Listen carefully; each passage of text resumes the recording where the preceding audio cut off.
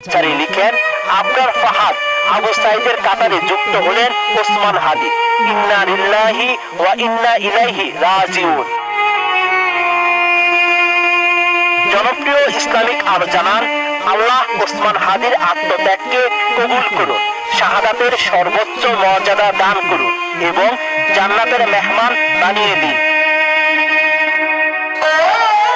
অন্যদিকে ইনকিলাব মঞ্চের পক্ষ থেকে জানানো হয়েছে, ভারতীয় আধিপত্যবাদের বিরুদ্ধে লড়াইয়ে ওসমান হাদির ভূমিকা ছিল আপোষহীন।